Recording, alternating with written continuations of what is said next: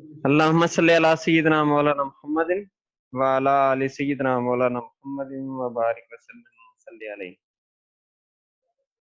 उम्मीद है कि आप खैर-ओ-आफियत से होंगे। आज का जो हमारा टॉपिक है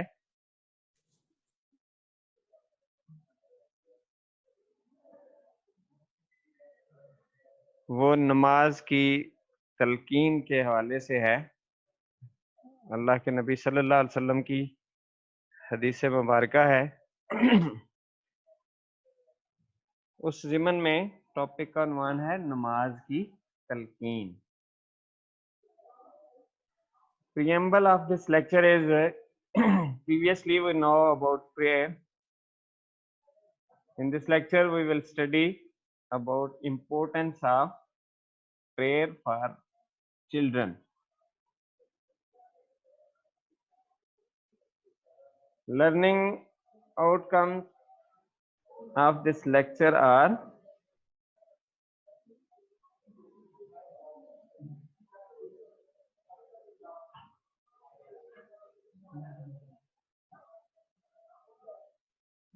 at the end of this lecture we will be able to understand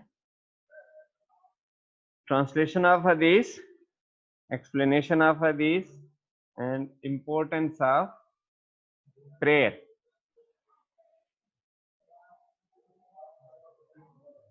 So are you ready?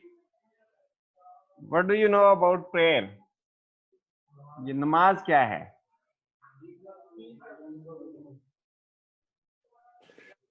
What do you know about the meaning of salah?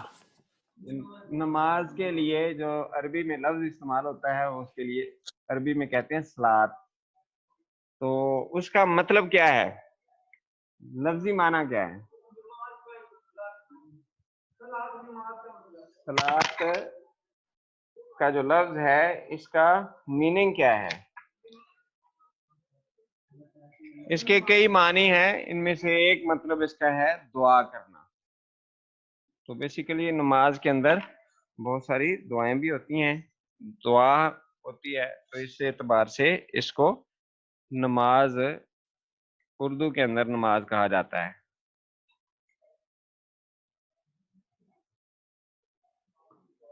तो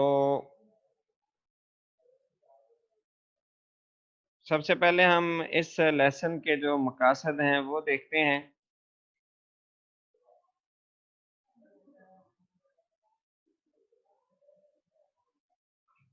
कि इस सबक के हमारे मकासद क्या हैं।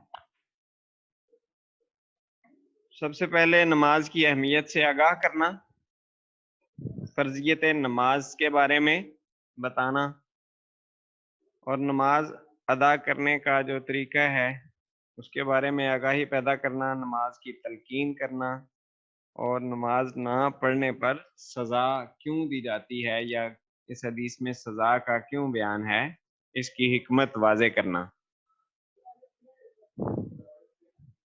हदीस मुबारका है शिब्रमा बिन माबिद रज़ियल्लाहु ताला अन्हु रिवायत करते हैं, आला काला रसूलुल्लाह सल्लल्लाहु अलैहि वसल्लम, कहते हैं कि रसूलुल्लाह सल्लल्लाहु अलैहि वसल्लम ने इरशाद फरमाया, मुरुस्सिबियान सलाता इज़ा बलगा सबअ सिनीन, कि जब बच्चा जो है वो 7 बरस का हो जाए तो उसे नमाज पढ़ने का हुक्म दो।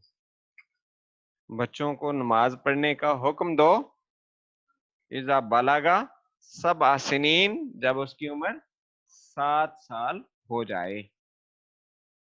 वैज़ा बलगा अशरा सिनीन, और जब उसकी उम्र 10 साल हो जाए, फद्रिबूहु अलैहा, तो नमाज ना पढ़ने पर उसकी पिटाई करो, यानी उसको सजा देने का आप सल्लल्लाहु अलैहि वसल्लम ने हुक्म इरशाद फरमाया।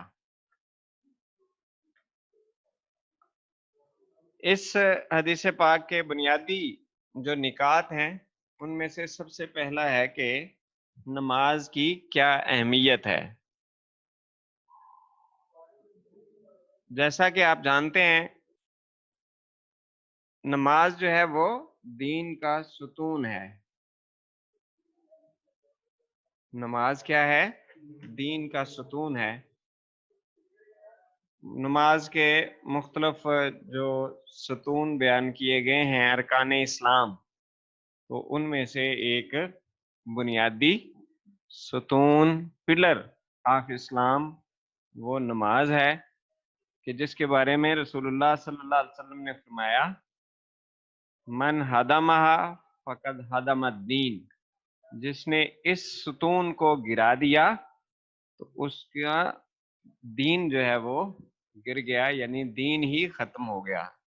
जैसे एक इमारत पिलर्स की बुनियाद के ऊपर खड़ी होती है, तो अगर उनमें से कोई एक पिलर भी गिर जाए, टूट जाए, तो वो इमारत नाकिस हो जाती है और रिलायबल नहीं रहती, उस पर भरोसा नहीं किया जा सकता।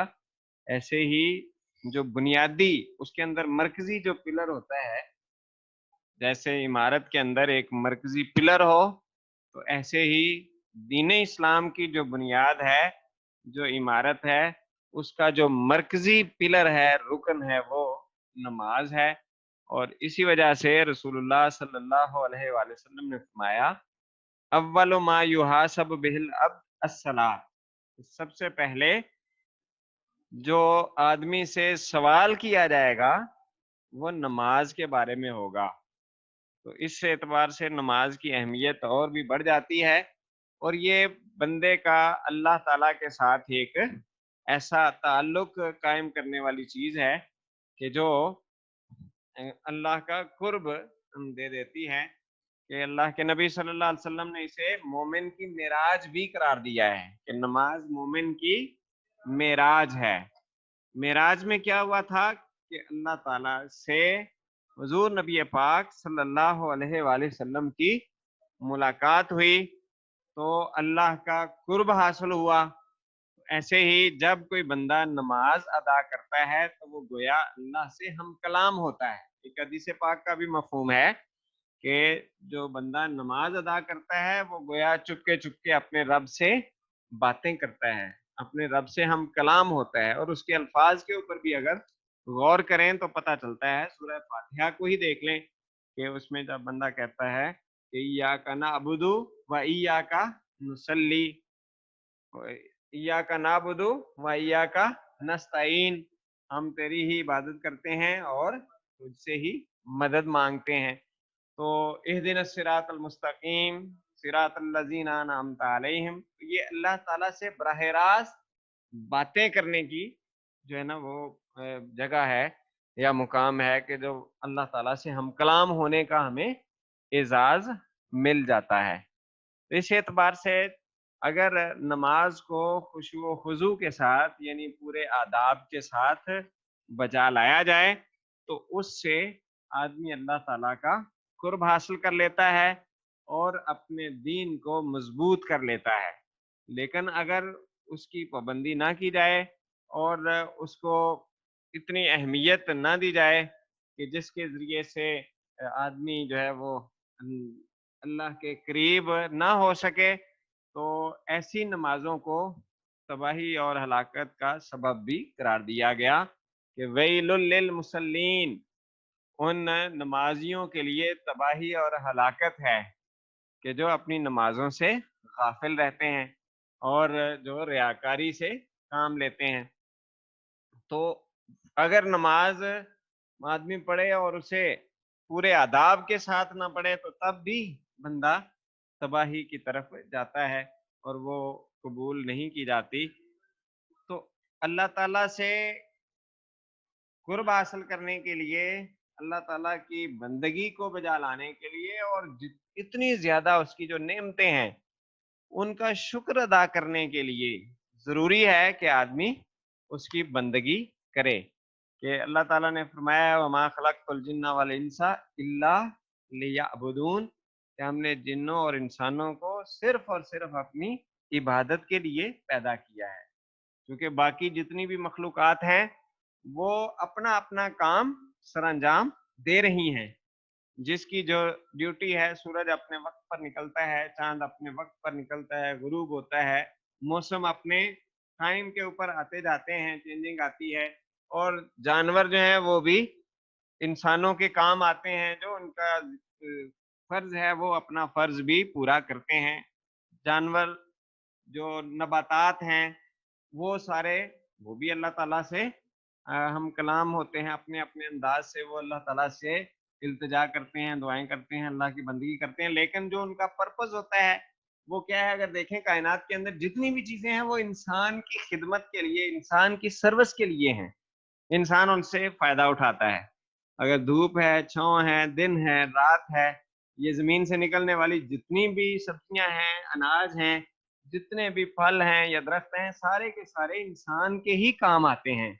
और इसके अलावा जो जितने भी इसके ऊपर बाकी जो जानवर हैं, वो भी इंसान ही के लिए अल्लाह ताला ने उसकी आसाइश के लिए, उसकी सहूलत के लिए मुख्तलिफ उसके अंदर मुनाफ़े हैं इंसानों के। तो सारी चीज़ें इंसान के इर्द-गिर्द जो घूमती हैं, और अल्लाह ताला ने इंसान को बड़ा रुतबा दिया है इन जानवरों की निस्बत।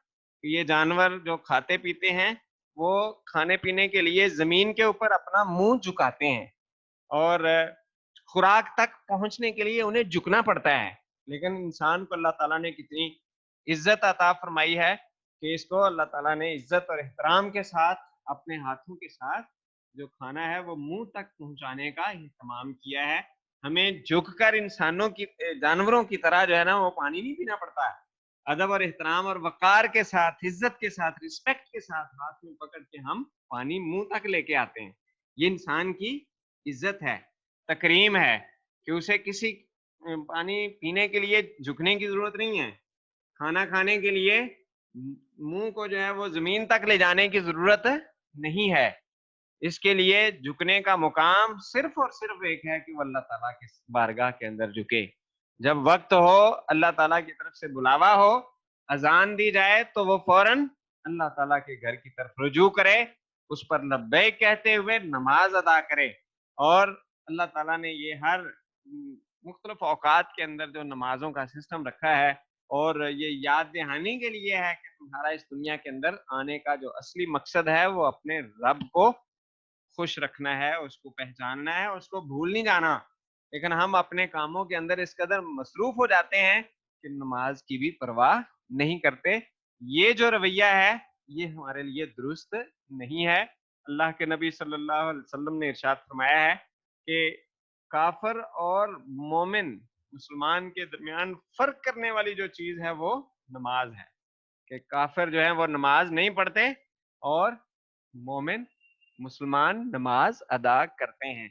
इस वजह से इसकी अहमियत के ही पेश-नज़र इस हदीस पाक में रसूलुल्लाह सल्लल्लाहु अलैहि वसल्लम ने बचपन में ही इस आदत को डेवलप करने के लिए हुक्म इरशाद फरमाया कि जब 7 साल का हो जाए बच्चा, तो उसको नमाज़ पढ़ने का हुक्म दो।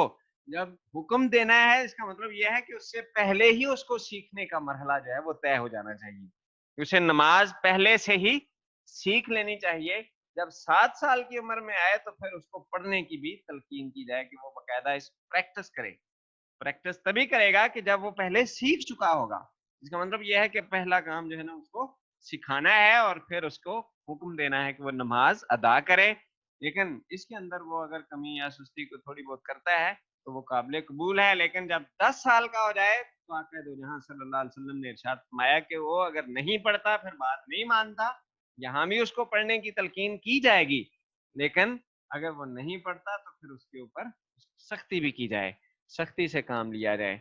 और ये जो चीज़ है कि बचपन में ही इसका आदी बनाना, इसका बहुत ज़्यादा फ़ायदा है कि जो चीज़ बचपन के अंदर आदमी की आदत बन जाती है, वो तादेर उसकी जो आदत सानिया बन जाती है, और वो पुख्ता आदत, ऐसा रवैया उसका बन जाता है कि वो बड़ा होकर फिर इस आदत को नहीं छोड़ता। लेकिन अगर बचपन में ही नमाज की आदत ना पड़े, तो फिर आदमी जो है वो बाद में बड़ा होकर बहुत मुश्किल हो जाती है। इसलिए बचपन में ही नमाज पढ़ने की तलकीन की गई। और इसके अंदर फिर रसूलुल्लाह सल्लल्लाहु अलैहि वसल्लम ने एक और हदीस पाक के अंदर भी इसका खुलासा और निचोड़ ये है कि जो जमात के साथ नमाज अदा नहीं करते थे, नबी पाक सल्लल्लाहु अलैहि वसल्लम ने फरमाया कि मेरा दिल ये करता है कि जब नमाज का वक्त हो, और मैं किसी और को नमाज पढ़ने के लिए कह दूं, नमाज पढ़ाने के लिए, और खुद और लकड़ियां जमा करूं और इन लोगों के घरों को जला दूं कि जो अपने घरों के अंदर बैठे रहते हैं और नमाज के लिए अल्लाह के घर के अंदर नहीं आते। इससे ये पता चलता है कि मिलकर नमाज अदा करना, जमात के साथ नमाज करना, नमाज पढ़ना, ये एक नमाज को कई गुना बढ़ा भी देता है, उसके अजर और सवाब को 27 गुना बढ़ा देता है। और इसके अलावा भी बहुत सारे उसके फवायद होते हैं कि जब मिलकर नमाज अदा की जाती है, इकट्ठे मिलकर नमाज पढ़ते हैं, तो फिर एक किसी एक की वजह से बाकी लोगों की भी नमाज कबूल हो जाती है। कि एक बंदा अगर खुलूस से नीयत के साथ नमाज अदा कर रहा है, बाकी जो है ना वो ऐसे ही शामिल हैं, तो मुमकिन है कि उसके ऊपर अल्लाह ताला की रहमत हो रही हो। और जो साथ हैं वो अगरचे ज़हनी तौर पर पूरे के पूरे तवज्जो के साथ नहीं भी पढ़ रहे, लेकिन अल्लाह ताला की रहमत से ये बईद है कि वो एक शख्स के ऊपर रहमत नाज़िल कर रहा हो और जो बाकी उसके साथ अटैच हैं वो उससे महरूम हो जाएं। लिहाजा उसकी वजह से बाकी के ऊपर भी जो अल्लाह ताला की रहमत नाज़िल हो जाती है। और इसी वजह से है कि वो कहा जाता है कि रब्बना तकब्बल मिन्ना, हमसे कबूल फरमा। इसका मतलब ये है वो इकट्ठी इबादत जब पेश की जाती है, उसके अंदर खुलूस के साथ पढ़ी जाने वाली भी पेश की जा रही है, तो अल्लाह ताला जो है ऐसा नहीं है, करीम है, वो मेहरबान है कि ऐसा नहीं कि कुछ की जो है ना वो नमाज को कबूल कर ले और कुछ की रद्द कर दे। वो कबूल करेगा तो फिर सबकी कबूल हो जाएगी। इस वजह से इकट्ठी मिलकर इबादत करने का जो है ना वो एक कंसेप्ट दिया जाता है, जमात के साथ नमाज अदा करें, जो बायसे बरकत हो जाती है और उसके ज़रिए से बहुत सारा फ़ायदा मिलता है। फिर दुनियावी एतबार से भी एक दूसरे के साथ मिलने का, एक दूसरे के हालात से बाखबर रहने का भी मौका मिलता है। अगर हर कोई अपने अपने घर में रहे और मस्जिद के अंदर जाके जमा ना हो, एक दूसरे से ना मिले, तो एक दूसरे के हालात से भी बेखबर रहेंगे। उसमें बाज़ औक़ात हो सकता है कि कोई बीमार है, उसका भी इल्म नहीं होगा। जब आदमी इकट्ठे मिलकर नमाज अदा करते हैं, एक तो उसमें अंदर मुसावात का दर्स मिलता है, फिर वक्त की पाबंदी का एहसास होता है, इसके साथ साथ दूसरों की मदद करने का जो है ना वो एक मौका भी फराहम हो जाता है। भाईचारा, उखुवत और ऐसी जो एक दूसरे का एहसास करने के जो जज्बात हैं वो भी इससे उजागर होते हैं जब नमाज जो है वो आदमी मिलकर पढ़ता है। इसके अलावा गुनाह माफ हो जाते हैं। रसूलुल्लाह सल्लल्लाहु अलैहि वसल्लम ने इरशाद फरमाया कि तुम्हारा क्या ख्याल है कि अगर एक शख्स के घर के सामने से एक नहर बहती हो और वो 5 वक़्त उसमें नहाता हो, तो क्या उसके जिस्म पर मैल-कुचैल बाकी रहेगा? सहाबा ने अर्ज़ किया कि नहीं। तो आका दो जहां सल्लल्लाहु अलैहि वसल्लम ने फरमाया, 5 वक़्त नमाज़ पढ़ने वाले का ये आलम है कि अगर वो 5 वक़्त नमाज़ पढ़ता है तो उसके गुनाह जो है वो धुल जाते हैं, जैसे 5 दफ़ा नहाने वाले के जिस्म पर जो मैल-कुचैल बाकी नहीं रहता, ऐसे ही 5 वक़्त नमाज़ अदा करने वाले के गुनाह भी जो है ना वो उसके ऊपर नहीं रहते, गुनाह झड़ जाते हैं। इसकी एक और एग्ज़ाम्पल भी रसूलुल्लाह सल्लल्लाहु अलैहि वसल्लम ने समझाई है कि नमाज़ पढ़ने से कैसे गुनाह जो हैं वो झड़ जाते हैं। रसूलुल्लाह सल्लल्लाहु अलैहि वसल्लम ने एक दरख्त की शाख को हिलाया तो उसके जो पत्ते थे, खज़ान का मौसम था तो पत्ते नीचे को झड़ गए, गिर गए। तो आपको पता है कि जब मौसम खज़ां आता है तो पत्ते जो है ना वो ऑटोमेटिकली गिर जाते हैं। तो जब उसको हिलाया तो वो कसरत के साथ गिरे। तो आका दो जहां सल्लल्लाहु अलैहि वसल्लम ने फरमाया, जब आदमी नमाज अदा करता है तो आदमी के गुनाह ऐसे झड़ जाते हैं जैसे इस दरख्त के पत्ते जो है वो नीचे को गिर रहे हैं। इसके अलावा भी बहुत सारी रिवायात में है कि जिसके अंदर पता चलता है कि नमाज अदा करने, बल्कि उसके अंदर जो बंदा वज़ू करता है, उससे जो जिस्मानी तहारत मिलती है, उससे भी एक-एक कतरे के बदले में आदमी के गुनाह झड़ते हैं और नेकियां ज़्यादा हो जाती हैं। तो इस तरह से रसूलुल्लाह सल्लल्लाहु अलैहि वसल्लम ने जो अ, नमाज की अहमियत है, उसको उजागर करने के लिए बेशुमार मौके के ऊपर सहाबा इकराम को तलकीन की है। और कुरान कहता है कि इन्न सलाता तन्हा अनिल फहशाई वल मुनकर, कि नमाज बेहयाई और बुरे कामों से रोकती है। यानी नमाज का ये भी फायदा है कि आदमी बहुत सारे गुनाहों से भी बच जाता है। उसकी ऐसी जो तरबियत होती है कि जब वो ये समझता है, अल्लाह अकबर के अल्फाज के साथ वो झुकता है, उसे पता चलता है कि एक ऐसी हस्ती और ज़ात है कि जो हम सब से बड़ी है और हम उसके सामने ही झुकने के लिए اپنے آپ کو تیار رکھیں۔ چنانچہ اس کے اندر ایک خودداری کی کیفیت پیدا ہوتی ہے اور اس کے ساتھ ساتھ عاجزی کا بھی مظاہرہ ہوتا ہے کہ وہ ایک خدا کے سامنے جب جھکنے کی پریکٹس کرتا ہے اسے پتہ چلتا ہے کہ اس کے اندر دل کے اندر جو ہے وہ تکبر اور غرور نہیں ہونا چاہیے۔ پھر جب وہ باقی نمازیوں کے ساتھ کھڑے ہو کر جھکنے کی پریکٹس کرتا ہے، نماز ادا کرتا ہے، سجدہ کرتا ہے، تو پھر جو باقی جو لوگ ہیں ان میں ایک ہی صف میں کھڑے ہو گئے محمود و ایاز، نہ کوئی بندہ رہا نہ کوئی بندہ نواز۔ تو مساوات کا جو عملی اسے مظاہرہ نظر آتا ہے کہ اسے یہ پتا چلتا ہے کہ جس طرح سے میں اللہ کا بندہ ہوں، اللہ کا غلام ہوں، ایسے ہی باقی بھی اللہ ہی کے بندے ہیں، اللہ ہی کے غلام ہیں، لہذا وہ ایک دوسرے کے اوپر فخر اور غرور کرنے والی جو بات ہے، تکبر کرنے والی جو بات ہے وہ بھی ختم ہو جاتی ہے اور آدمی خالصتاً اللہ تعالیٰ کا قرب حاصل کر لیتا ہے، تکبر اور غرور سے بچ جاتا ہے، جس کی بنا پر آپ کو پتا ہے یہ تکبر اور غرور ہی تھا کہ جس نے شیطان کو اتنے بڑے مرتبے سے محروم کر دیا کہ وہ ملائکہ کا سردار تھا اور اس کی بڑی عزت تھی، لیکن تکبر کی وجہ سے وہ راندہ درگاہ اور رحمت الہی سے محروم ہو گیا۔ اس لیے ہمیں یہ کوشش کرنی چاہیے کہ نماز کی پابندی کریں، اور نماز سے یہ ایسا فریضہ ہے کہ اس سے چھٹکارا حاصل نہیں ہو سکتا۔ آپ کو معلوم ہے کہ نماز کسی بھی صورت میں معاف نہیں ہے۔ اگر ایک آدمی کھڑا نہیں ہو سکتا، بیٹھ کر نماز پڑھنا اس پر فرض ہے۔ اگر وہ بیٹھ کر ادا نہیں کر سکتا، لیٹ کر نماز پڑھنا اس کے لیے فرض ہے۔ وضو کرنے کی استطاعت نہیں ہے، چل پھر کے نہیں وہ وضو کر سکتا، تیمم کر کے، پانی نہیں ملتا، یا وہ پانی کے ساتھ اپنے اعضاء کو دھوئے گا تو اس کے جسم کی بیماری جو ہے وہ بڑھ جائے گی، تب بھی معاف نہیں ہے۔ وہ تیمم کرے، مٹی کے ساتھ جو ہے وہ اپنے اعضاء کو جس طرح سے وہ طریقہ کار ہے اس کو استعمال کرتے ہوئے تیمم کر کے نماز پڑھے۔ اگر وہ بیٹھ کر بھی، لیٹ کر بھی نماز نہیں پڑھ سکتا اور اس کے جو اعضاء ہیں وہ بھی ہلنے جلنے کے قابل نہیں ہے کہ وہ اشارہ کر سکے، تو اس کے لیے کیا ہے کہ وہ آنکھوں کے اشاروں کے ساتھ نماز ادا کرے۔ اور اگر آنکھیں بھی ہلانے کا جو ہے نا اس کو جو ہے طاقت نہیں ہے، لیکن وہ باشعور ہے، شعور اس کے اندر موجود ہے، تو تب بھی اسے کہا جائے گا کہ وہ آنکھوں کو اوپر نیچے کرنے کی اگر صلاحیت رکھتا ہے تو اس کے ذریعے سے نماز ادا کرے۔ نماز کسی بھی صورت کے اندر معاف نہیں ہوتی۔ اس سے پتہ چلتا ہے کہ نماز کتنی امپورٹنٹ ہے اور اہم ہے، کتنا سخت معاملہ ہوتا ہے جب حالت جنگ میں ہو بندہ، کہ جب سامنے دشمن ہے اور وہ حملہ کسی بھی وقت کر سکتا ہے، اس صورت کے اندر بھی نماز معاف نہیں ہے، بلکہ اس کا طریقہ ہے جماعت کے ساتھ نماز ادا کرنی ہے۔ کس طرح سے؟ آدھے لوگ دشمن کا مقابلہ کریں گے اور جو باقی آدھے لوگ ہیں وہ نماز کے لیے آ جائیں گے۔ 2 رکعت والی نماز ہے تو ان میں سے ایک رکعت وہ پڑھ کر چلے جائیں گے، پھر باقی جو ہے دوسرے آ جائیں گے اور وہ دوسری رکعت ان کے ساتھ پڑھ کے پھر ایک رکعت جو رہ گئی وہ اپنی مکمل کریں گے، اور جو باقی رہ گئے یہ چلے جائیں گے، پھر وہ اپنی رکعت جو ہے وہ پوری کریں گے۔ اس طرح سے نماز جو ہے وہ حالت جنگ کے اندر بھی معاف نہیں ہے۔ اس سے پتہ چلتا ہے کہ نماز کتنی اہمیت کی حامل ہے اور ہم اس کو امپورٹنس نہیں دیتے، اس کی طرف توجہ نہیں دیتے، یہ نقصان کا باعث ہے۔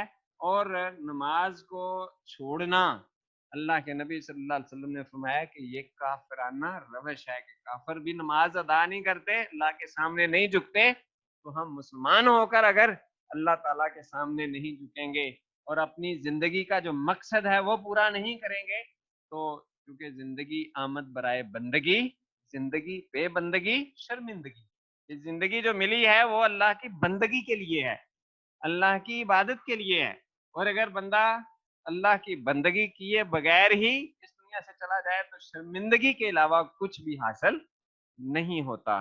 لہذا ضروری ہے کوشش کریں کہ کبھی بھی نماز جو ہے وہ ضائع نہ ہو۔ اگر کوئی پھر دیکھیں اس کی پھر زیادہ اہمیت بن گئی کہ اگر وقت گزر گیا تب بھی معاف نہیں ہے، پھر قضا کی صورت کے اندر آپ نے نماز ادا کرنی ہے تو تب ادا ہوگی، وگرنہ ادا نہیں ہو سکے گی۔ لہذا نماز کے حوالے سے جو ہے نا وہ کبھی بھی کوتاہی نہ کیا کریں، نماز جو ہے وہ اس کی پابندی کرنے کی کوشش کیا کریں۔ اس حوالے سے آپ کے ذہن میں کوئی کویشچن ہے تو آپ کر سکتے ہیں، آپ کچھ پوچھنا چاہ رہے ہیں؟ اس حوالے سے یہ کہا جاتا ہے کہ جب آدمی کو اللہ تعالیٰ یہ توفیق دے دیتا ہے کہ ایک وقت کی نماز پڑھنے کے بعد وہ دوبارہ نماز پڑھنے کے لیے آ گیا ہے، تو یہ جو دوبارہ نماز پڑھنے کی اسے جو توفیق مل رہی ہے، اس سے بھی اندازہ کیا جا سکتا ہے کہ اللہ تعالیٰ نے اس کی نماز کو قبول کر لیا ہے۔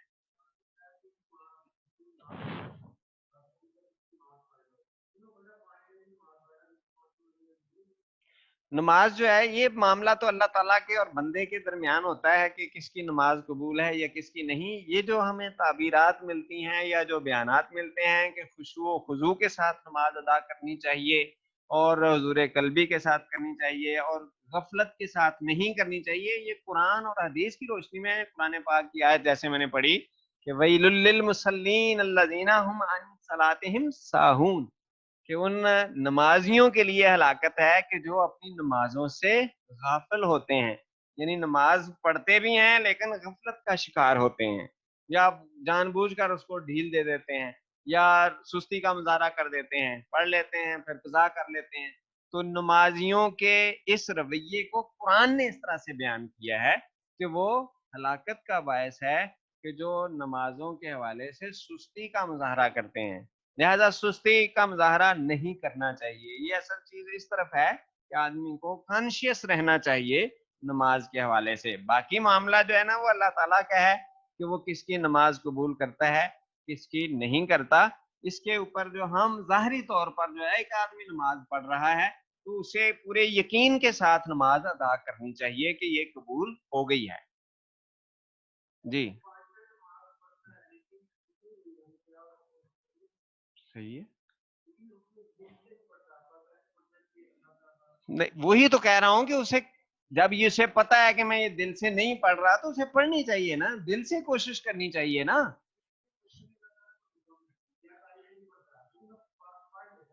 ہاں تو ٹھیک ہے، اسے جب وہ کرے گا اس میں تسلسل سے پڑھتا رہے گا، اس کے لیے پھر اسے یہ بھی کرنا چاہیے کہ اس کی جو نماز کے الفاظ ہیں اس کے اوپر اسے کنسنٹریٹ کرنا چاہیے، کوشش کرنی چاہیے کہ اس کے معانی اور مفہوم کو پڑھے تاکہ اس کی توجہ نماز کے اندر رہے۔ جب وہ یہ پڑھ رہا ہو کہ التحیات للہ والصلوات والطیبات، تو اس کے الفاظ کو وہ سمجھ رہا ہو کہ اس کا مفہوم کیا ہے، تب اس کی توجہ ادھر ہی رہے گی۔ جب اسے پتہ ہی نہیں چلے گا کہ میں کیا کہہ رہا ہوں تو پھر ہو سکتا ہے اس کی توجہ ادھر ادھر چلی جائے۔ اسے چاہیے کہ وہ اس کو سمجھ کر پڑھے، نماز کے جو معانی ہیں اس کو سمجھے، مفہوم یہ ہے، تو پھر اس کا جب یہ کلام ہوگا وہ اللہ تعالیٰ کے ساتھ ہم کلام ہونے کا تصور رکھ کے وہ نماز پڑھے گا تو یقینی طور پر اس کے اندر سکون بھی آئے گا اور اس کے اندر اطمینان بھی ہوگا۔ جس طرح سے جو بزرگان دین ہے، اللہ کے نیک بندے ہیں، جس طرح سے وہ دھیان کے ساتھ تسلسل کے ساتھ اور اللہ تعالیٰ کی طرف مسلسل توجہ کے ساتھ نماز ادا کرتے ہیں، بلکہ یہاں تک بھی کئی روایات میں آتا ہے کہ جب ان سے پوچھا گیا کہ جی کیا تم جو ہے نا اللہ تعالیٰ کو دیکھا ہے، تو انہوں نے کہا کہ جب تک ہم اللہ تعالیٰ کو دیکھ نہیں لیتے ہم سجدہ نہیں کرتے۔ اللہ تعالیٰ کا جو روحانی طور پر تجلیات ہیں، انوار ہیں، وہ بھی دیکھ لیتے ہیں، لیکن یہ اپنی انہماک، اپنی توجہ کی جو ہے نا وہ ضرورت ہے۔ جتنی زیادہ توجہ کے ساتھ، جتنی زیادہ اللہ تعالیٰ کی کے تصور کے ساتھ وہ نماز ادا کرتا ہے، بندگی کے تصور کے ساتھ، تو اتنا ہی اس کے اندر خلوص بھی پیدا ہو جاتا ہے اور اس کے قبولیت کے جو ہے نا وہ چانسز بھی اتنے ہی بڑھ جاتے ہیں۔ اور یہ اللہ تعالیٰ کا احساس دلانے کے لیے، اللہ تعالیٰ کا بندے کے ساتھ جو ایک تعلق ہے اس کو ڈیولپ کرنے کے لیے یہ فرض کی گئی ہے، تاکہ بندہ جو ہے نا وہ